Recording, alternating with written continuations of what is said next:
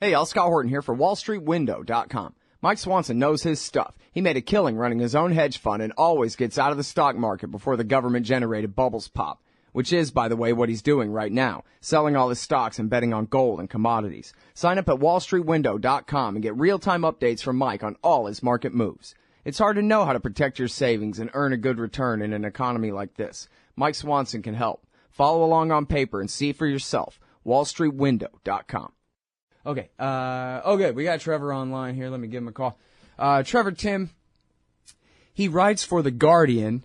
He used to be over there at the Electronic Frontier Foundation, and now he is with the Free Press Foundation. And, man, he's just been writing this great stuff. I was telling you before, he's just been kicking ass over here at The Guardian, where you can find his articles here. It's the Freedom of the Press Foundation at PressFreedomFoundation.com. That's the website. And here he is at The Guardian. We got, your iPhone is now encrypted. The FBI says it'll help kidnappers. Who do you believe? And, Mr. President, will you tell us the truth? 8 questions we must ask Obama about secret war. Welcome back to the show. Trevor, how you been, man? Great. Thanks for having me back. Good. Very happy to have you here. Appreciate you joining us today. Yeah. So before we jump in, I have some great news for you, because I know you've been on me every time I come on. We finally switched our URL, so it's easier to remember. Yes. Yes, it is freedom.press. Freedom.press. I didn't know .press was a thing. It wasn't a thing until about 2 weeks ago, and so we were the first to snag it. So great. Freedom.press. What a great URL. Yeah, which is the exact opposite of the old situation. Exactly. Wonderful. Well, great news. And I just wrote it down, so I'll try to remember to say it at the end, too. Great. Okay, so I got the new thing on my the new software on my old iPhone here, and I kind of want to ask you about that, but I don't know. That's not really as interesting as this other stuff, and I'll only have you for one segment here.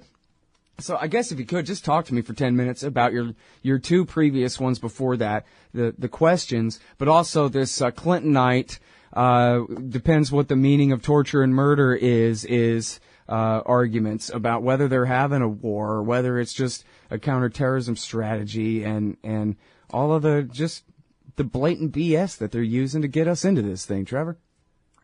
Yeah, absolutely. I mean, the language here is, I think the phrase Orwellian is often overused, but here it's truly Orwellian newspeak, where they have taken basic definitions of words that we all know the meaning of and completely changed them, and to the point where it's hard to tell what's going on and what's not. So, for example, I'm sure you've covered it before, but during the drone wars in Yemen and Pakistan, they basically changed the name of civilian or changed the definition of civilian to include that all military-age males in a strike zone are effectively combatants, unless they are approved otherwise afterwards. So we saw this in play last week, where for almost a whole week we knew that there were casualties in the first strikes in Syria, civilian casualties, because the Free Syrian Army, which we support, had been saying it. There was photos, there was videos, there was all sorts of reports,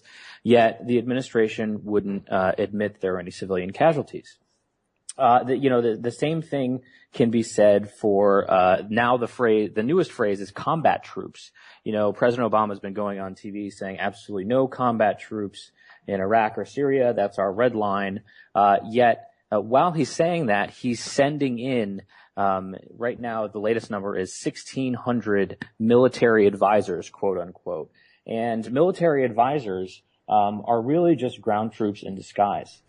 Because they can go to the front lines with the Iraqi troops, they can have weapons, they can fire on people if they're fired upon, and they can call in airstrikes. And so, in the New York Times, there was this great article which basically said that virtually every military expert rejected the Obama administration's definition of combat troops. Right, and of course, those numbers, that 1,600, that excludes the Special Operations Command, that excludes the Joint Special Operations Command, which is different, and it excludes the CIA and all their Merc friends, too.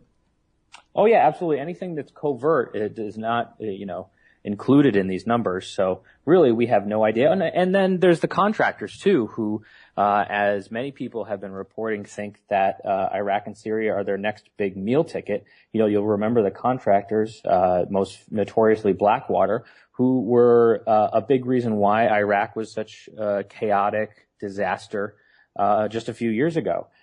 So the language that they are using to redefine war, I think is really disturbing and deserves a lot more attention than it's been getting.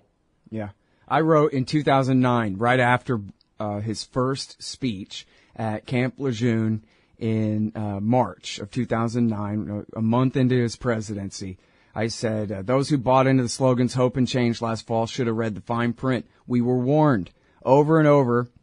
During the campaign for presidency, Barack Obama made it clear that withdrawal from Iraq on his flexible 16-month timetable meant only the removal of combat forces. He also made it clear all along that combat forces means whatever he wants it to mean until he decides to change his mind. At least he's honest. And that was the thing of it, is because he made this clear from 2007 on that, we can have as many troops there as we want, and we can call them something else if we feel like it. There was no secret about it. And sorry, I shouldn't have read that whole thing, but still. Yeah, absolutely. I mean, and look at the word imminent, which has now lost all meaning, because when President Obama was running for presidency the first time, he said that it would be unconstitutional for the president to enter into airstrikes or war with the country if there wasn't an imminent threat to the United States.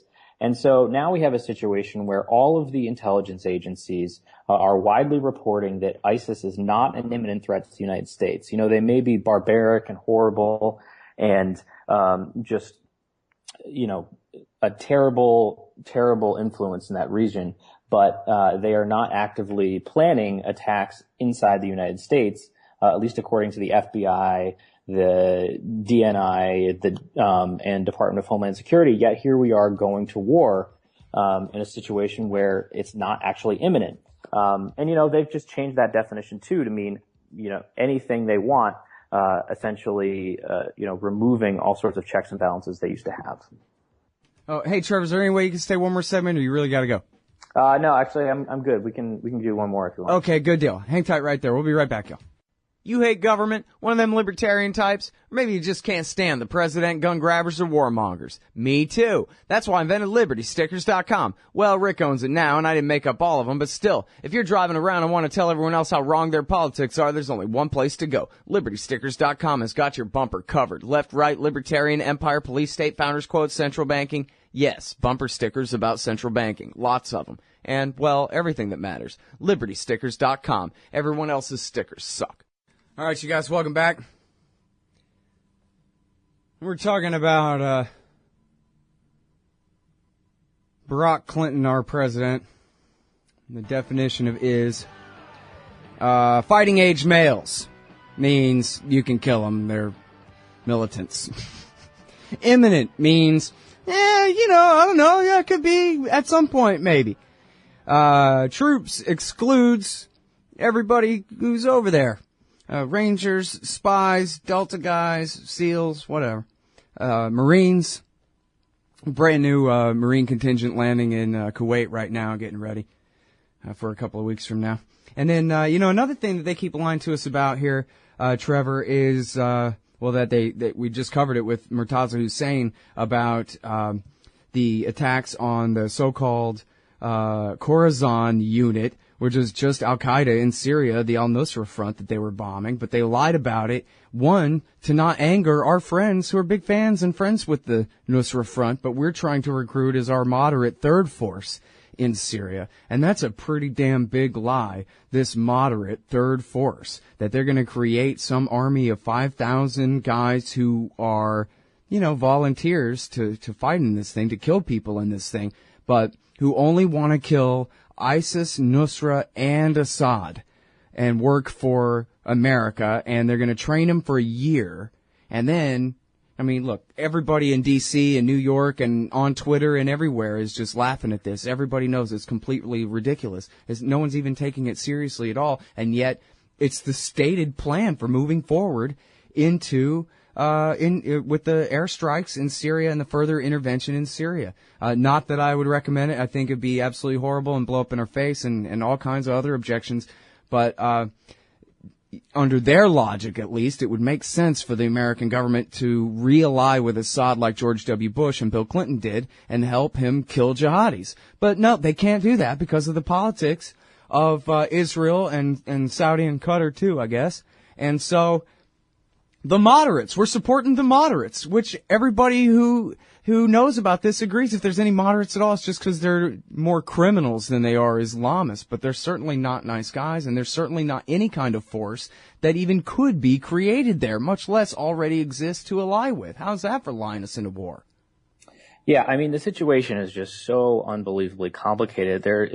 It's just hard to see how it could ever turn out well, even if everything that the administration says will happen, which, again, is almost impossible. So, we have here this Free Syrian Army that's supposedly moderate, but which many people say isn't, which are openly aligned with the Nusra Front, which is basically Al-Qaeda. So we're essentially training. Right now, we're training fighters who are openly aligned with the terrorists we say that we're at war with in other countries.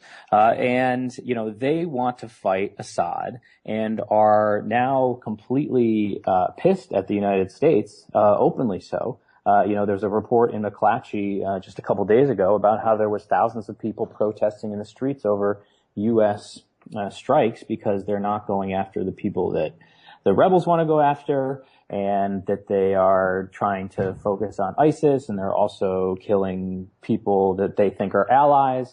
And it's just a disaster. And then meanwhile, one of the questions that I said that people should be asking President Obama was the fact that we've actually been training and arming the Free Syrian Army for over a year now. We have this debate in Congress about whether we should fund them, whether we shouldn't. We already have been, except it's been covert. It's an open secret that the CIA has been training and arming them for a year. It's been printed in virtually every major newspaper. But when Congressman asked Secretary of State John Kerry about it, he said that he couldn't confirm or deny that it actually happened.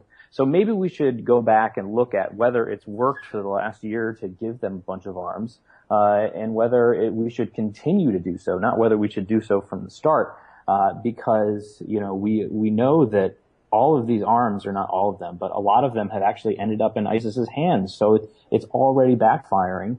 Yet we seem to want to ignore that evidence and go full steam ahead right into Syria again. Mm-hmm. Someone pointed out in an article I think we'll be running on antiwar.com tomorrow that the Buck McKeon amendment to fund the arming and the training of the Syrian rebels even has a provision that the military or whoever, CIA or whoever, I guess, the military in charge, they are to keep Congress up to date on the green on blue attacks, which they anticipate are guaranteed to result from this. They're going to take a bunch of FSA guys to Saudi Arabia. The moment they give them live ammo, one of these guys who's actually more loyal to the Islamic State or to Golani and the al-Nusra Front is going to turn on his American trainers, turn on his fellows and shoot them. And so Congress is anticipating this. The Hawks are anticipating this and are saying, make sure to keep us up to date on how that develops.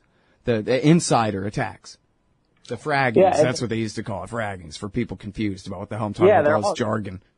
They're also basically admitting that by attacking, going to war against ISIS, we're actually increasing our chances for a terrorist attack at home. As soon as we started bombing them, there was all sorts of alerts from DHS and FBI saying, be on the lookout for retaliation attacks or lone wolf attacks now that the U.S. is in war again. And so, the very problem that we're supposedly trying to solve, we're actually just increasing by doing it.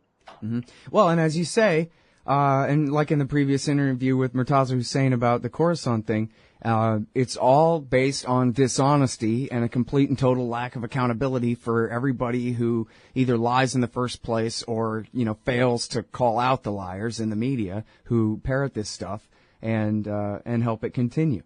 I mean, if they ever had to try to shoot it straight to the American people about who's on whose side in Syria, they would have to just throw up their hands and say, boy, it shouldn't be us on any side here. I mean, the Coruscant thing is another example of them just twisting the English language so that they can somehow justify the legality of all of this. Nobody in America knew what the Coruscant Group was 3 weeks ago. All of a sudden, these classified leaks started about a week before the strikes, and then the morning after the strikes, all of a sudden the U.S. was saying that the Coruscant Group was planning an imminent attack on the U.S. Again, a legal word which they use, which can justify airstrikes. But then, we found out a couple of days later it wasn't so imminent after all. That a bunch of U.S. officials were saying that it was aspirational, that the U.S. wasn't sure if it was an actual plan that was operational, or that there was any time frame involved. So, here we have them taking a word that is supposed to mean, something in a legal sense, and completely distorting it so that they can basically use it as a means to an end. Mm-hmm. Yeah, and here again, they're at war with ISIS, which has actually not ever attacked the United States, as embarrassing as it is that you got bin Laden reincarnate standing up there on the balcony in Mosul declaring himself the caliph and everything. They've actually never attacked the United States, but the al-Nusra Front is, if Zawahiri was the leader of a state, they're sworn loyal to him, and he's the butcher of New York. The al-Nusra Front guys are the al-Qaeda guys in Syria. And here, the whole reason they're calling it or part of the reason at least, they're calling it Coruscant is so that it's deniable that they're at war with Nusra. As you said, because everybody starts protesting and getting all mad because they like al-Nusra. And they don't want us bombing al-Nusra. They only want us bombing ISIS and Assad. And so, here they're actually laying off al-Qaeda, or trying to, we gotta get these few guys, but we don't want to pick a fight with the rest of al-Qaeda because we're too busy focused on ISIS and Assad. It's crazy. Again, if they had to be honest about any of it, they wouldn't be able to pursue it in this fashion. Well, that's the problem. I mean, think about how they're using their legal justification for this. They are literally arguing that the Iraq war resolution gives them the authority to bomb Syria. If you can twist a resolution to bomb one country from 12 years ago to mean that you can bomb another country now, you can pretty much do anything with English language. And, it's also a failure of Congress. We're blaming the president for a lot of this, and rightfully so, but Congress has been absolutely terrified to live up to its constitutional obligations to actually vote on this war and to provide some oversight. They literally left the Capitol a week early than they were supposed to, basically fled out of DC so they could go back and campaign, and so they wouldn't have a controversial vote on their record for the election. And it's shameful that, they're just going to take their sweet time for such an issue that they claim is so important to the U.S. that this is the greatest threat we've ever seen. Yeah. Yeah, and they're so dishonest about it. Boehner's saying, I'll have a vote on it if the president will ask for one. What? And then, like you say about the Iraq resolution, they also invoked the AUMF of 01, and they invoked the War Powers Act, and they invoked that whole imminent doctrine. And in other words, they got 10 excuses, and they know none of them are any good, so they try to use all of them to add up to one good excuse for running roughshod right over the Constitution in front of everybody. Yep. It's hopefully public pressure can change things, but, the Congress and the executive branch have been spending 2 months working everybody up into a frenzy that, ISIS is now the new Hitler, and that there's, if we don't do anything, everybody's going to die. And, it would be nice if there was a little more nuance in these debates, and that we can talk about the positives and negatives of going to war yet again in the Middle East, and that, a lot of times this stuff backfires, which it already is, which nobody's asking. And, I guess we'll just have to wait and see, but it doesn't look good right now. Yeah. Well, I absolutely agree with that. Even though I'm 1,000% peacenik and non-interventionist, I'm not afraid of the whole truth at all. I think the whole truth is an argument for peace and non-intervention in 1,000 different ways. So, I think that's why they got to lie all the time, is so they can do the wrong thing. So anyway, thanks very much. I'm sorry for talking so much instead of asking you great questions, but you're really good anyway, Trevor. Appreciate it. Oh, thanks for having me back. All right, y'all, that's the great Trevor Timm. He's at freedom.press. Isn't that great? Freedom.press. That's it. Not freedom.press.something.com, just freedom.press. The Freedom of the Press Foundation. And where he's sits on the board of directors there with Greenwald, with Snowden, with Daniel Ellsberg. I mean, give me a break. Freedom.press, and then also he's at The Guardian. Mr. President, will you tell us the truth? 8 questions we must ask Obama about secret war. We'll be right back. Hey, y'all, Scott Horton here for The Future of Freedom, the monthly journal of the Future of Freedom Foundation. Edited by libertarian purist Sheldon Richman, The Future of Freedom brings you the best of our movement, featuring articles by Richman, Jacob Hornberger, James Bovard, and many more. The Future of Freedom stands for peace and liberty, and against our criminal world empire and Leviathan state. Subscribe today. It's just $25 per year for the back pocket-sized print edition, $15 per year to read it online. That's The Future of Freedom at fff.org/subscribe. Peace and freedom. Thank you. Oh, John Kerry's Mideast peace talks have gone nowhere. Hey, y'all, Scott Horton here for the Council for the National Interest at councilforthenationalinterest.org. U.S. military and financial support for Israel's permanent occupations of the West Bank and Gaza Strip is immoral, and it threatens national security by helping generate terrorist attacks against our country. And face it, it's bad for Israel, too. Without our unlimited support, they would have much more incentive to reach a lasting peace with their neighbors. It's past time for us to make our government stop making matters worse. Help support CNI at councilforthenationalinterest.org. Hey, y'all, Scott here. First, I want to take a second to thank all the show's listeners, sponsors, and supporters for helping make this show what it is. I literally couldn't do it without you. And now I want to tell you about the newest way to help support the show. Whenever you shop at Amazon.com, stop by ScottHorton.org first, and just click the Amazon logo on the right side of the page. That way the show will get a kickback from Amazon's end of the sale. It won't cost you an extra cent. And it's not just books. Amazon.com sells just about everything in the world, except cars, I think. So whatever you need, they've got it. Just click the Amazon logo on the right side of the page at ScottHorton.org, or go to ScottHorton.org/Amazon.